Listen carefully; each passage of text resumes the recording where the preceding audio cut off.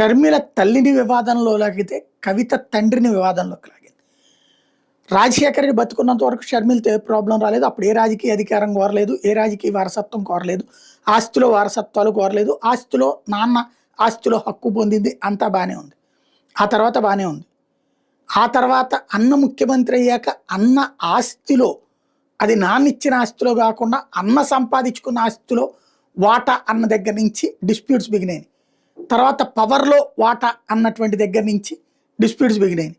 షర్మిలకి అండగా తల్లి నిలబడటంతో అక్కడ వివాదమైంది. అది పతాక స్థాయికి చేరడం మొన్న పరిణామం చూసాం. ఇప్పుడు కవిత తండ్రి బతికుండగానే పార్టీ పెట్టినటువంటి అధ్యక్షుడికి వ్యతిరేకంగా అడుగులు వేస్తోంది.